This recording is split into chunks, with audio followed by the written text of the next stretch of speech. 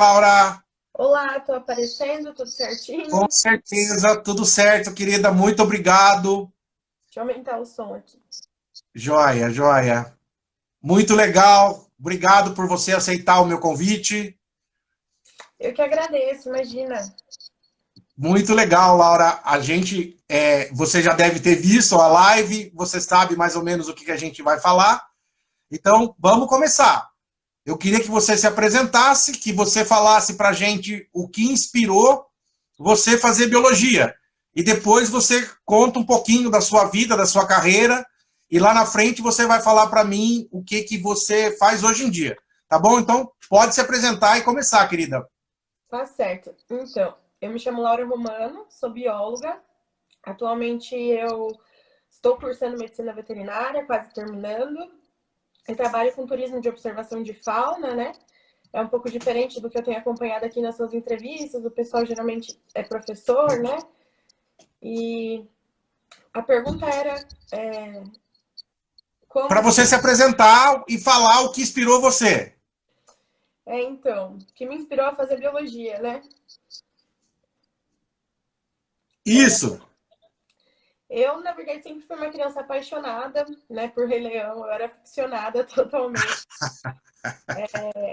Sempre gostei muito de documentário, de vida selvagem, natureza. E eu acho que foi a partir disso que a biologia entrou na minha vida de certa forma. Só que eu imaginava a biologia, sei lá, me imaginava bióloga na África, trabalhando com grandes felinos, todo esse glamour assim que a gente vê na TV. E eu não considerava de fato a fauna silvestre, né? A biodiversidade que a gente tem aqui no Brasil. Até que realmente eu adentrei a faculdade e esse mundo me foi aberto, assim. E acho que foi isso, assim, não tem desde criança eu sempre gostei, mas eu não me imaginava na prática, né? Aí quando chegou o momento decisivo mesmo de escolher, né, o que fazer, eu entrei e é isso. Viu? Aonde você fez faculdade, Laura? Eu fiz uma faculdade aqui perto de casa mesmo, em Itapetininga, FKB. Joia, joia. E conta pra gente como foi a sua formação, o que inspirou você, alguns professores. Então, durante a graduação, né, eu tive muitas matérias voltadas para licenciatura, didática, educação, enfim, na verdade, eu entrei sabendo que eu não queria ser professora, mas a partir do momento que você está na faculdade, você consegue ter mais, né, pé no chão, saber quais são as possibilidades, nem sempre é como a gente imagina, né? Até que eu tinha um período de estágio obrigatório, eu precisava decidir o que eu ia fazer. E aconteceu um concurso, eu fui selecionada, né, da Fundap, que era um estágio remunerado, para ser professora de um laboratório. Era uma escola um pouco diferente, assim, ela tinha umas matérias eletivas, então o pessoal tinha a própria matéria de laboratório, né? Era de ensino fundamental, então acabou que foi uma experiência legal, assim. Primeiro, quando eu comecei, foi um susto, assim, trabalhar com criança não é fácil, né? Eu não tinha nenhuma experiência, assim, eu falava, meu Deus, o que eu tô fazendo aqui, né? Mas ao longo do tempo, assim, eu fui gostando, né? A gente tinha uma liberdade legal para trazer várias experiências. Eu trabalhava no laboratório mesmo, então eu gostava de trazer várias. É, sabe, professor Jubilu, né? Que ele dá umas experiências, eu copiava, assim, o pessoal ficava doido, assim, era muito divertido. Mas mesmo assim, gostando dessa experiência, eu tinha certeza que não é isso que eu queria, né? Eu não queria estar numa sala de aula, eu não queria ter essa rotina. E um pouco antes de acabar a minha graduação, eu decidi mudar de vida, apostar no estágio, eu me mudei, saí da cidade que eu tava e me joguei de cara num estágio apenas, assim, sabe? Mudei minha vida para fazer um estágio e deu certo. Foi aí que eu integrei mesmo, né, na biologia a campo, comecei a ter essa vivência diária na floresta, assim, e que eu me apaixonei e nunca mais larguei, né? É uma vivência muito interessante. Deixa eu contar uma historinha. A minha primeira experiência como aula, eu fui fazer estágio igual você, só que o estágio era obrigatório e não era remunerado. Eu entrei numa escola do estado e explicando para os alunos, os primeiros minutos ali, um menino falou que queria jogar bola. E eu expliquei, você sabe, aquela história que tem que estudar e blá, blá, blá, blá, blá, blá. O menino ficou ofendido porque ele era muito baixinho. E ele nunca seria um jogador de futebol profissional. Ele era muito abaixo da média, a estatura dos alunos. Ele bravo comigo, eu não falei isso. Eu fui educado, fui simpático. Ele cuspiu na minha cara, Laura. Nossa. Ele deu uma na minha cara. E no minuto seguinte, eu juro, veio na minha cabeça eu batendo nele. Só que eu não batia, lógico, eu sabia que eu ia preso por agredir uma criança. Eu desisti naquele minuto seguinte, eu desisti do estágio, entreguei o papel para o diretor, ele falou assim, mas você acabou de entrar. Eu falei, nunca mais eu piso numa escola. E foi o contrário, né? Depois, você sabe, eu trabalhei numa empresa aí perto, na qual eu fiz mais de 500 palestras em centenas de escolas. Então, é uma experiência muito interessante. A mesma coisa, neguei durante anos e acabei voltando para o mesmo lugar, né? Conta pra gente alguma história, alguma coisa durante a faculdade, assim, estágio, campo, qualquer coisa que você queira contar, pode falar, porque você já mostrou que você já inspirou outras pessoas a ser bióloga com essas atividades que você falou aí, de ser uma professora que fazia experiências, é muito interessante. Bom, eu acho que, à primeira vista, né, eu estava acostumada a andar aqui em Buri, e aqui é tudo plano, né, é meio cerrado, meio Mata Atlântica, então é outro tipo de mata. Eu comecei na Mata Atlântica, minha primeira experiência profissional, então foi aquela loucura de campo muito complicada, era ladeira, era escorregar, era cair, levantar, uma doideira. Laura, você fazia no campo estudo de fauna? Isso, levantamento e monitoramento de fauna. Joia. E, assim, eu acho que histórias, assim, são várias, mas são todos perrengues, assim, né? Que é você não ter ideia de como funciona o campo de fato. A gente tem uma ideia de romantizar, né? Que, nossa, eu trabalho na natureza, é fantástico, é isso, aquilo. E a realidade é diferente, né? É comer na marmita, comer comida fria, sol, chuva, distâncias muito longas, né? Tem que estar, de certa forma, preparado, assim. Eu acho que é mais isso, assim, foi aquele susto, mas mesmo assim eu curti o que eu tava fazendo, né? Ver um animal vale uma recompensa tremenda, ver qualquer animal, né, na sua frente. Então, eu ia levando e fui me apaixonando cada vez mais. É uma aventura. Todo campo de biólogo nunca é uma repetição. Eu tive várias situações na qual eu chegava no carro para vir embora. Nossa, hoje o dia foi uma droga. E naquele instante que eu pensava isso, a gente via um bicho, uma reprodução, um comportamento. Então, nunca é uma repetição muito interessante, né? A falar aqui de comer na marmita é bem difícil mesmo, né? É muito complicado. É que além de comer na marmita, ela vai estar toda misturada, né? Nossa, eu passava mal, assim, eu sou bem chata, na verdade. E foi um período difícil, assim, mas a gente adapta também, né?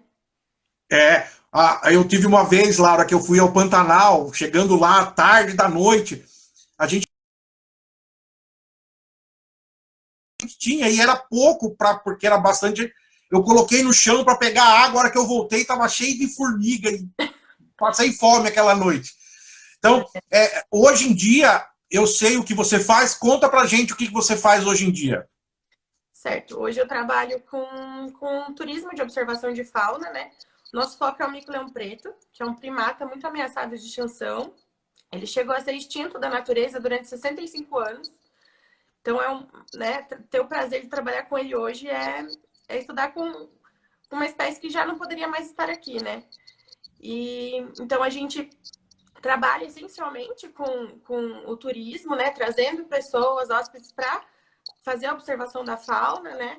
Porque, lógico, a gente vem, o nosso foco é o mico-leão preto, mas a gente acaba vendo outros animais durante os percursos, né?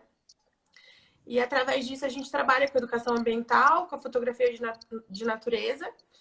E hoje também a Fazenda tem várias parcerias, né? A gente tem parceria com universidades, onde os alunos trabalham aqui com pesquisa acadêmica. Que legal, que legal. Uma parceria com o LAP, que é um laboratório de primatologia da Unesp de Rio Claro. E agora a gente aqui, né, a Fazenda tornou-se uma área de... Fala, Laura, desculpa atrapalhar você. A hora que você terminar, fala o lugar onde telefone para contato, passa todas as informações para a gente levar a gente para conhecer, porque eu conheço, é um lugar muito legal. Ah, com certeza. Então, só para terminar, e hoje a gente tem essa parceria que é muito importante para a gente, né? A gente contribui com a ciência através dos dados que a gente tem ao longo de 6 anos de monitoramento contínuo aqui na fazenda, e ao mesmo tempo eles também nos auxiliam com empréstimo de equipamentos. Hoje a gente tem alguns animais com rádio polar, o que ajuda muito Que na legal, que legal. e como você deve saber, é um equipamento muito caro, a gente não teria oportunidade de ter, né, se não fosse pelo LAP. E é isso, a gente tá unindo esforços e tá dando certo. A fazenda, ela fica em Buri, né, interior de São Paulo, fica mais ou menos a 270 quilômetros da capital. Telefone de contato, a gente tem nossa página também, é faz.garibaldi. Depois, eu acho que eu posso até escrever aqui, para ficar mais fácil. Pode, por favor. É o 15 99 631 1225.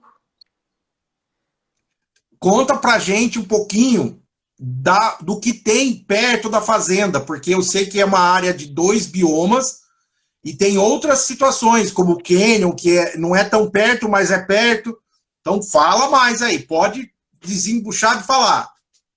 Certo. A gente está aqui inserido numa área de transição, né, ambiental. Então, aqui os biomas que ocorrem são Mata Atlântica e Cerrado.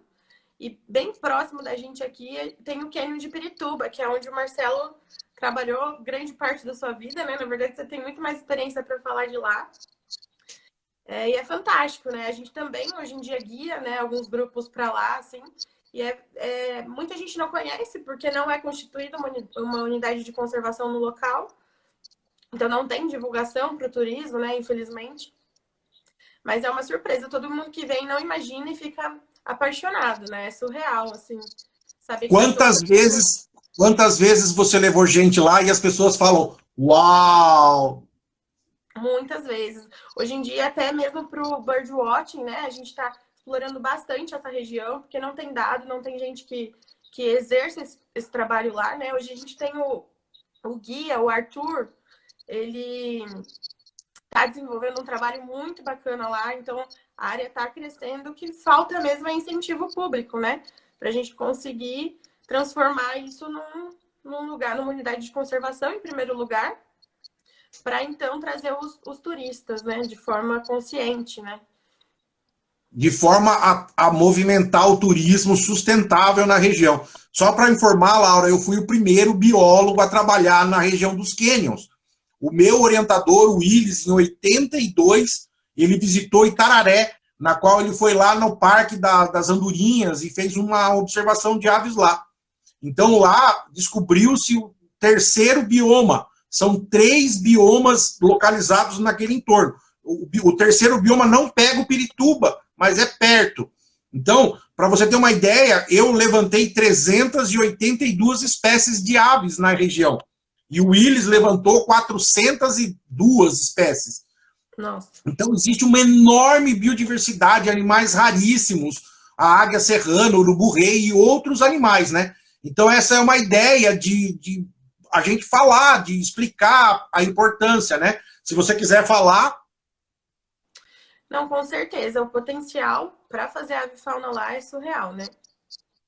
A gente tem muitas aves, inclusive, que são de difícil visualização aqui pro estado de São Paulo. Então, o pessoal vem e vê que tem aqui e fica doido, assim, né? Porque eu não sei se é muito comum, se o pessoal sabe como funciona a observação de aves, mas é como se muita gente leva isso como se fosse até uma competição, né? Para tentar ver o maior número de aves possíveis. Então, tem algumas aves que é difícil a gente encontrar em alguns lugares e aqui a gente tem esse potencial. Mas falando de turismo no geral, a gente tá muito atrasado aqui no Brasil, né? A gente tem um potencial gigantesco, mas não é muito explorado.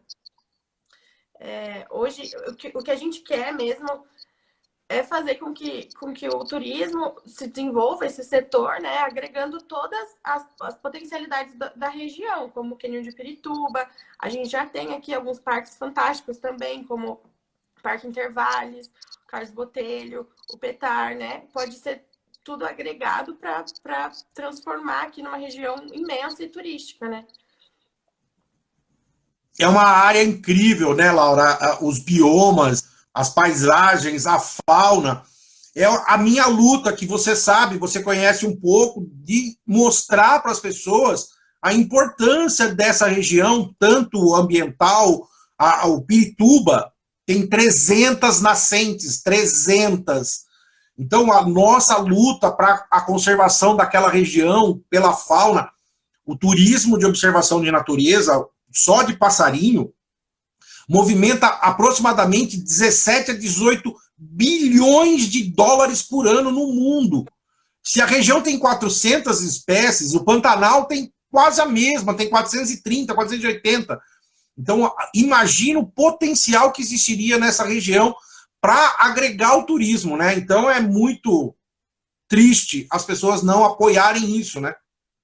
Sim, lá no Pantanal, né? Você citou o Pantanal.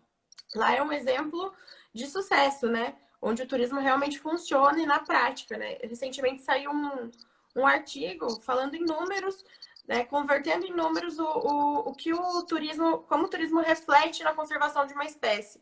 E lá muito se fala do conflito, né, entre onça pintada, os fazendeiros, né, donos de gado, e foi realizada uma pesquisa que apontava que os lucros do turismo com a observação de onças no Pantanal era 65 vezes maior do que qualquer prejuízo causado por elas.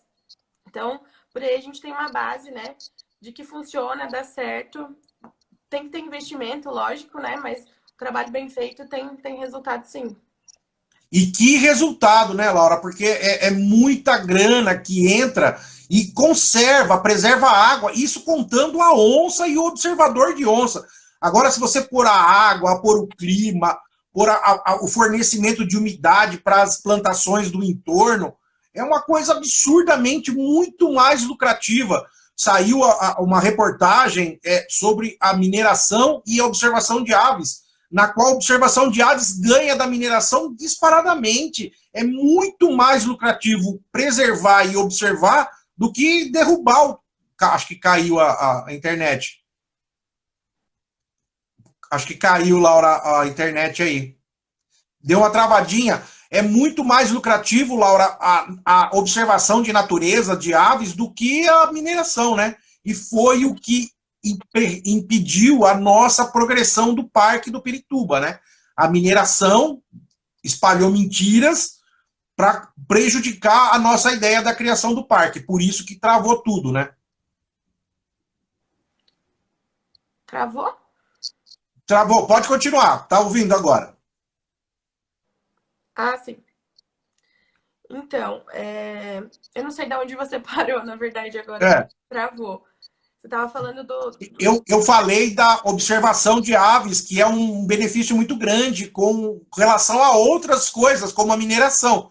E eu falei da mineração inventar mentiras a respeito do Parque do Pirituba. Por isso que travou a nossa ideia, a criação da unidade de conservação, né? E você hoje faz parte da ONG Os Filhos da Terra, e eu queria que você falasse um pouquinho dessa ONG, do que você faz e outras coisas. Pode falar o que você quiser. Bom, o Instituto Cílios da Terra é uma ONG de conservação ambiental, né? E entre tantos trabalhos que que nós, né, efetuamos, a maior missão, eu acredito que do ICT, é transformar o Canyon, né, aquela região toda, em uma unidade de conservação. Só que ao longo de anos isso né, diferentes tentativas, e a gente é barrado geralmente pelo poder público, né? É muito triste, Laura. A história do ICT com relação ao Pirituba tem mais de 20 anos. Vários outros membros que participavam do ICT já haviam pedido isso mais de 5 vezes, a criação do parque.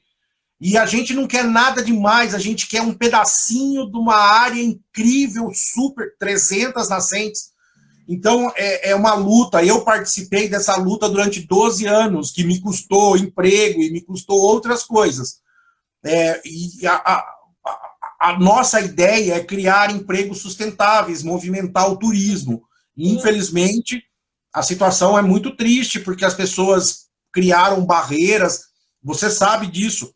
Quando o ICT realizou o levantamento de fauna, nós descobrimos uma importância muito grande, a biodiversidade. Quando apresentamos à Secretaria de Meio Ambiente, eles mandaram técnicos que descobriram que o lugar é muito maior, muito mais importante do que nós pensamos. Então, os técnicos sugeriram a criação de 5 pequenos parques, 4 que já existem e um no Pirituba. Aí o governador, nem vou falar, né, porque tem criança assistindo, ele engavetou o projeto e puniu os técnicos. Todos foram trocados de posição, transferidos e levaram bronca por divulgar uma coisa tão importante. Aí caiu na cabeça das pessoas essa história. E o que aconteceu? As mineradoras com medo, porque se tem um parque, elas têm que passar a respeitar aquela região. Inventaram mentiras absurdas e prejudicaram a nossa ideia. Os prefeitos todos apoiavam. Até o dia que as mineradoras, através de uma associação criminosa, acabaram divulgando coisas absurdas, que toda a região ia ter que abandonar o trabalho. Por exemplo, se você tem uma fábrica, você teria que parar a sua fábrica e montar alguma, se quisesse montar alguma coisa com o meio ambiente. Isso é um absurdo. Então, você já viu, né? Nossa luta como ambientalistas para melhorar o futuro das pessoas, das crianças, é muito árdua. Nós batemos contra o dinheiro sujo. Então, você já viu, o nosso futuro, nosso presente é muito triste. E a gente não quer nada, Laura, a gente não quer mandar o cara para Marte. A gente quer melhorar a condição de vida das crianças, do futuro, para que tenham lá. O Pirituba tem 300 nascentes. E você vai lá direto, você sabe o lixo, o impacto. Então Não, é muito triste. Realmente a realidade aqui tá meu Deus. Desesperador o cenário. Inclusive, né, eu acho que a gente tem barreiras em todo tipo de trabalho que a gente começa quando se trata de um trabalho ambiental, né? E o que falta é a integração do poder público e principalmente a informação, né? Porque a gente sabe que o turismo ele movimenta todo esse dinheiro e, além disso, os beneficiários não vão ser só a fauna, né? Porque eles acreditam que a gente quer sempre proteger a fauna e esquecer as comunidades, sendo que as comunidades inseridas no entorno dessas unidades são as principais beneficiadas, né?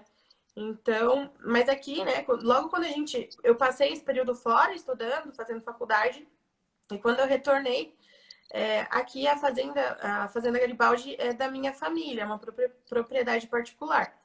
Então, quando a gente retornou, aqui quem mora, assim, quem morava mais era minha mãe, ela é sozinha, então ela não ia para o fundo, né, para essas áreas florestais. Então, quando a gente chegou e estava fazendo a reabertura de trilhas, estava fazendo reconhecimento da área de uma maneira geral, a gente encontrou muitos ranchos, né? Que é muito cultural aqui no interior, o pessoal construir rancho na beira de rio. E o que a gente fez? E assim, era um absurdo, porque tinha rancho com caixa d'água,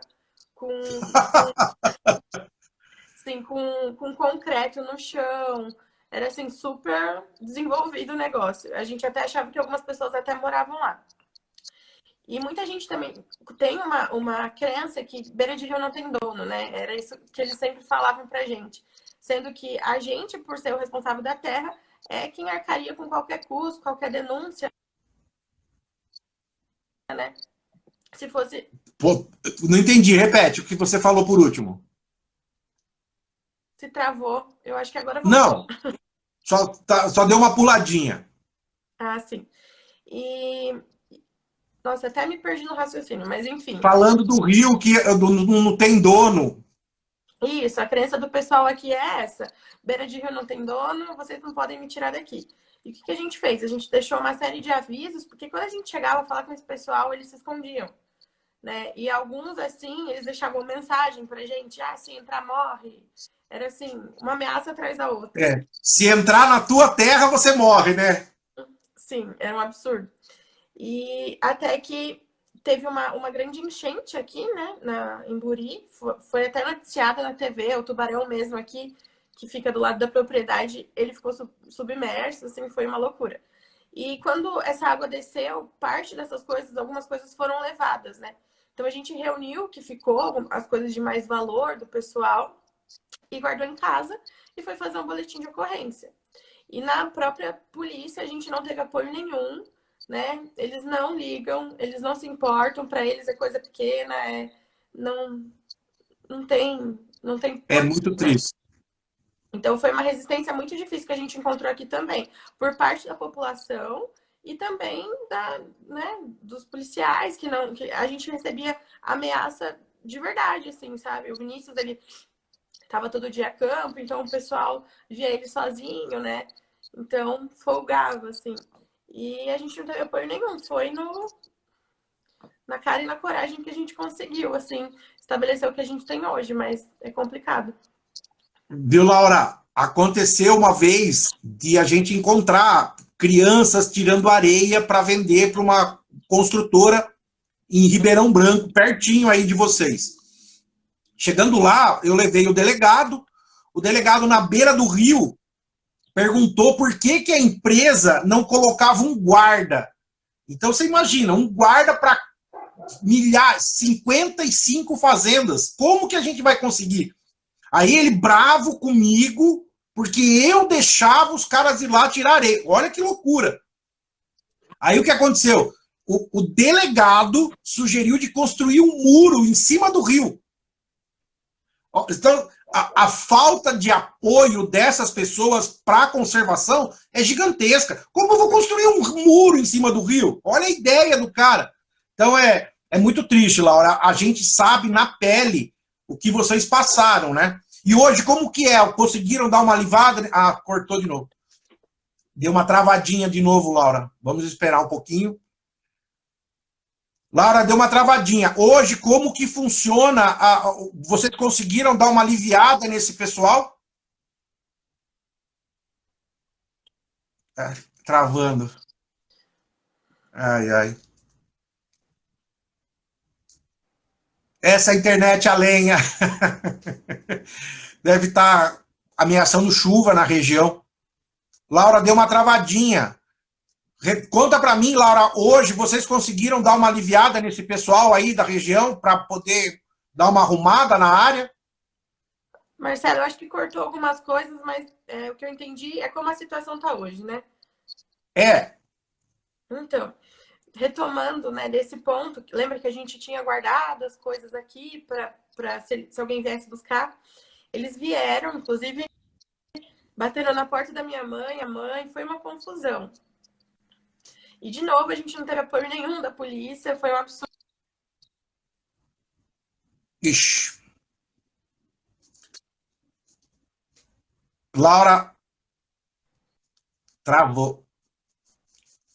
Laura, acho que tá ameaçando. Oi. Laura, tá ameaçando chuva aí por aí, porque a internet está travando. Nossa, a internet tá péssima. Continua. A polícia não apoiou e a sua mãe foi ameaçada. Por favor, continue. Isso.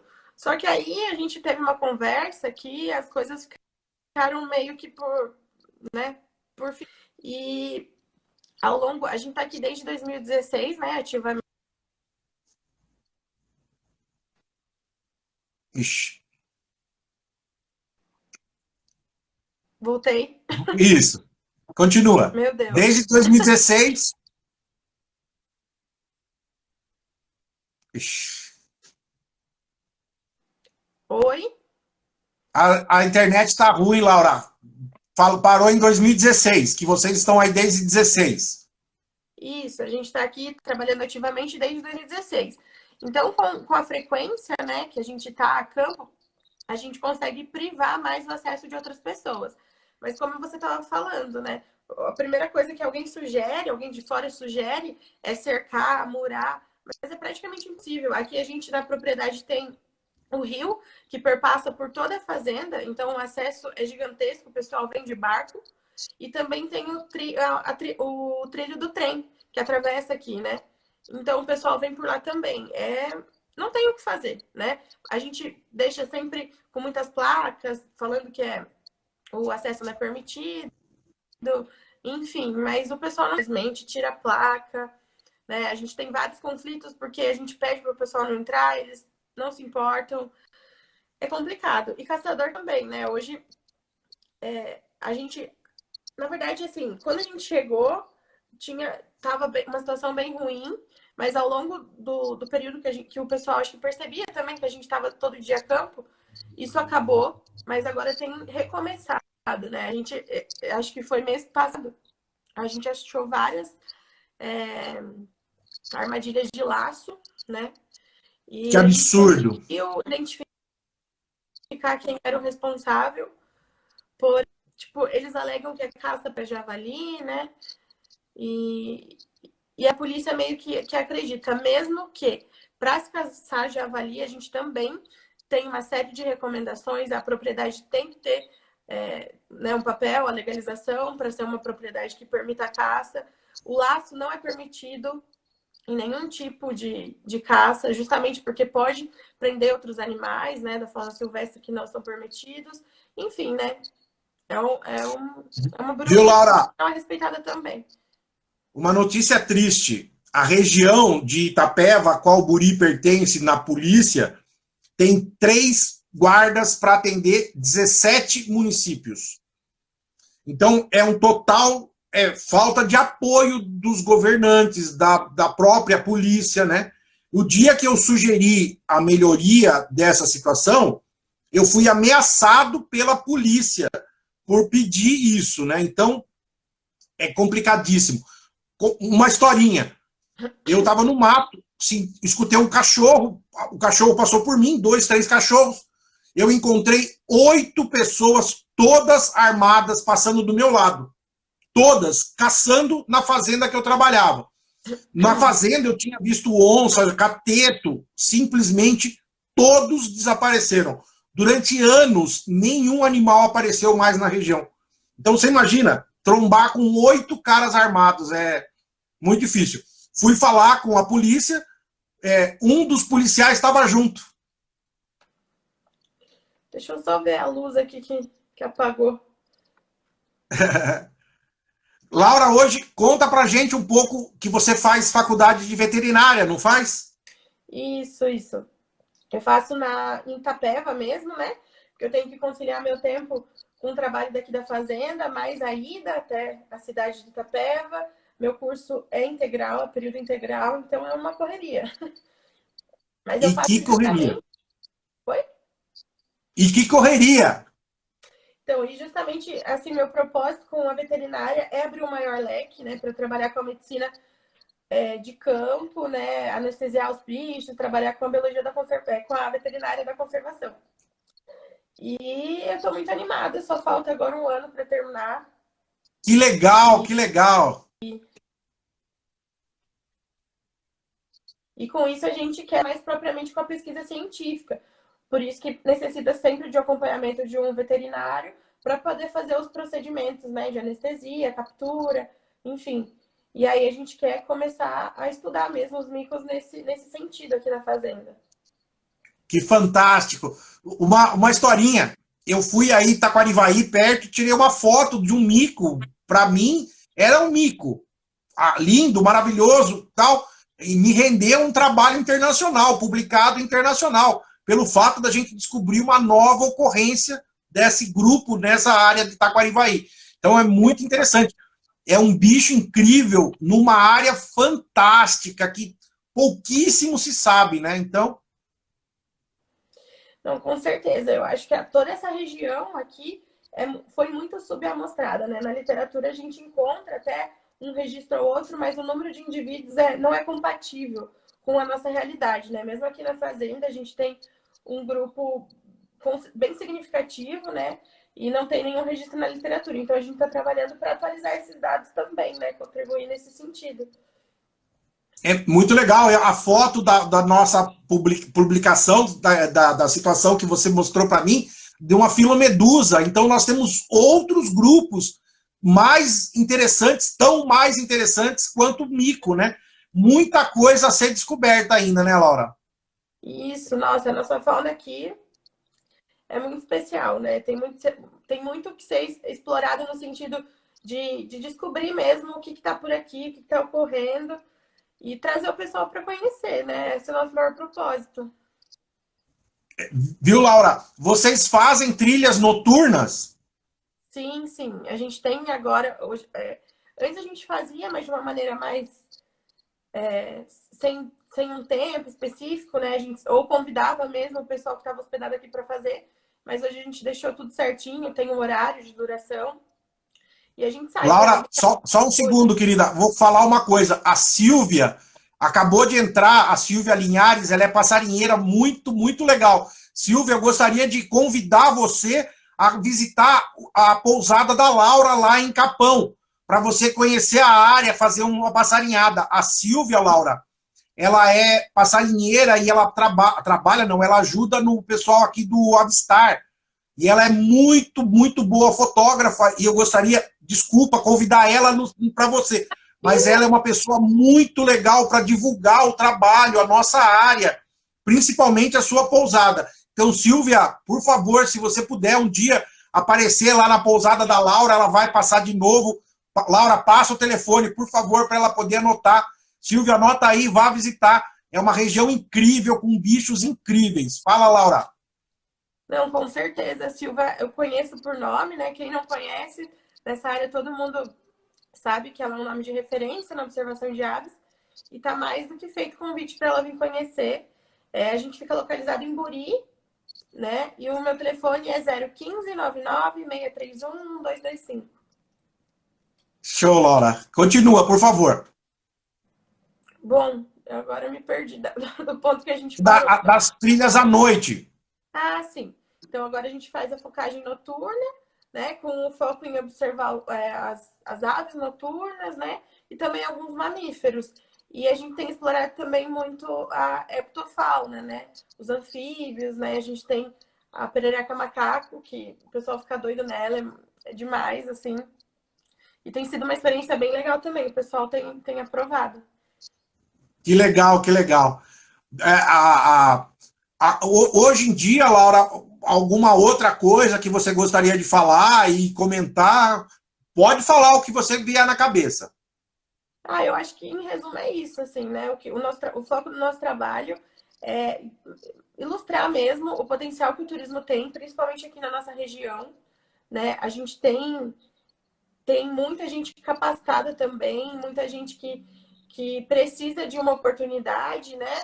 Hoje em dia, graças a Deus, com as iniciativas que têm se desenvolvido, o nosso foco tem sido, o nosso trabalho tem sido mais reconhecido, né? Esses dias mesmo, o Arthur, né, que liderou lá a expedição, que mostrou os canyons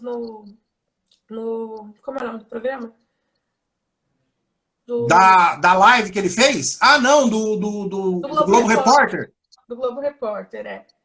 Então, para a gente isso é fundamental, né? Para que o pessoal, o público geral saiba da existência e da riqueza aqui da nossa região. É uma área incrível. Eu fui convidado para essa reportagem. Só que a repórter queria um especialista em andorinhas. E eu falei para o andorinhão, né? Eu Uhum. falei, não, eu sou especialista em aves, eu sou especialista em estudo de fauna, eu posso ajudar. Aí ela falou assim, ah, não, não quero você, eu quero um especialista em andorinhão. E eu fui dispensado dessa reportagem, né? Puxa, Mas, que pena, mas terão outras oportunidades. com certeza, a área é incrível, eu tenho um carinho, eu tenho um amor muito grande por essa região. O que eu ia falar, é, acabei esquecendo o que eu ia falar. A respeito, Laura, de você fazer educação ambiental nas escolas para tentar conscientizar as crianças que são os filhos dessas pessoas que invadem, que caçam. Você tem alguma ideia, algum plano sobre isso? Sim, inicialmente a gente trabalhou muito com educação ambiental com a comunidade do entorno aqui, né? Com os proprietários de terras, o pessoal que trabalha Meu Deus, minha tá presa hoje que tá o negócio. Mas enfim, o pessoal que trabalha nessas culturas. E a gente também tinha planos de começar com educação ambiental nas escolas, né, municipal. Porém, com a pandemia, algumas ideias e projetos ficaram pausados. Mas agora a gente vai retornar. 2022 a gente está com o nosso principal foco é desenvolver a educação ambiental aqui no município, né? Criou-se também recentemente uma ONG, a primeira ONG de conservação ambiental, que tem pensado nesse sentido aqui em Guri. A Fazenda Garibaldi faz parte também, né? A gente é voluntário e a gente está muito animado com esse processo, assim, né? É muito bom ter pessoas para unir esforços e a gente está acreditando demais que vai dar tudo certo. Por que eu falei isso, Laura? Porque quando eu trabalhava aí na região, a gente fazia o levantamento dos impactos dos problemas. E eu percebi uma melhora pequena, mas percebi quando eu passei a mostrar para as crianças e para as professoras a importância dos animais. O que eles fazem para a agricultura, para as pessoas, e o dinheiro que eles podem trazer com essa ideia do ecoturismo, da observação. Então, quando vocês forem fazer, prioriza essa ideia de falar a importância, o que eles fazem de bom para a comunidade, grana, emprego, sustentabilidade. É uma ideia que ajuda muito, Lara, porque quando você passa para eles o porquê e o que acontece se preservar, eles passam a entender. Não é fácil, mas ajuda bastante. Não, com certeza. Tem que trabalhar todas as temáticas, né? Dentro da educação ambiental e expor, né, que além de beneficiar a fauna, todos nós somos beneficiados também, né? É muito importante quando você passa para o agricultor que o sabiá come a praga. Aconteceu comigo, Laura. Eu contei numa palestra o que o sabiá faz. Terminada a palestra, um senhor levantou a mão e veio falar comigo, pedir perdão, porque ele pagava para matar a sabiá, porque ele achava que o sabiá bicava a fruta. E eu falei, muito pelo contrário, era só o senhor embalar a fruta com um papelzinho que o sabiá comia a praga que atacava a lavoura dele.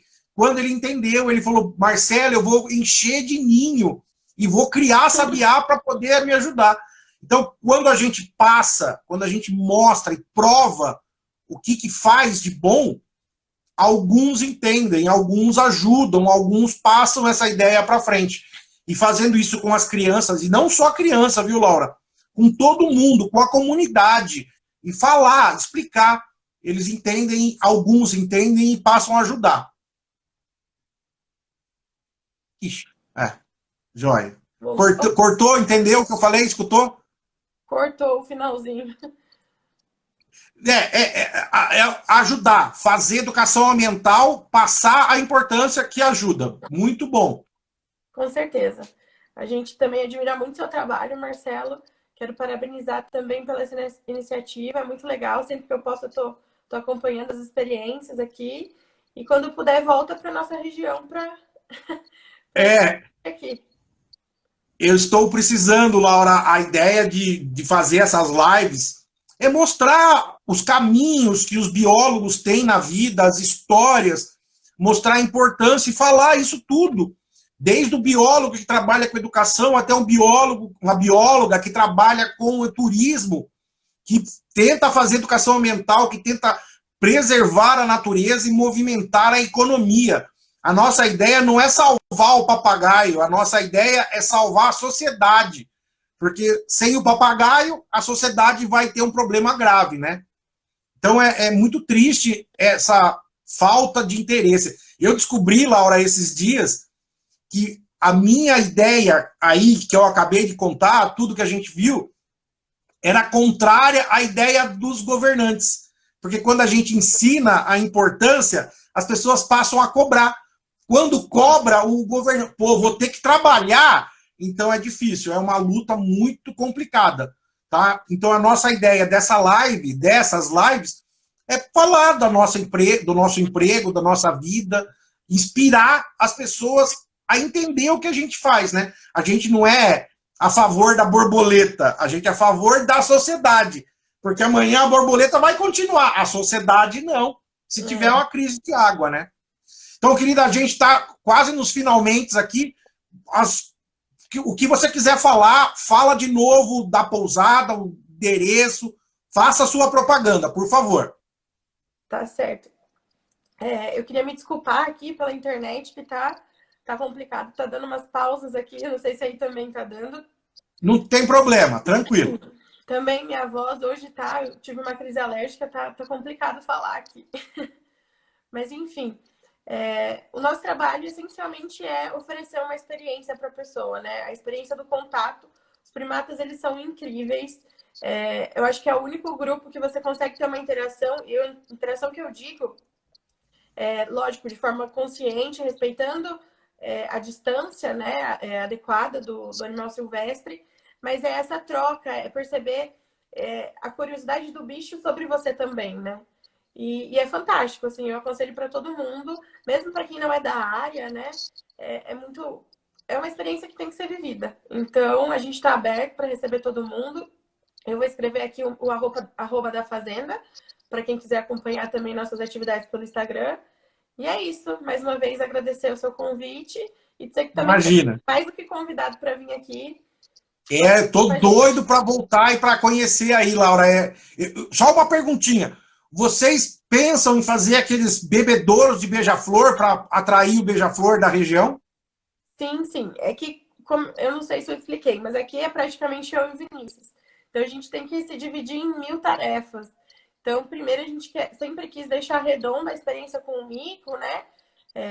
Para praticar a observação de primatas. Mas agora também a gente está desenvolvendo esse lado para observar os outros animais, como é o caso das aves, a saída noturna e os anfíbios. Então, a gente vai adequando tudo aqui. Joia.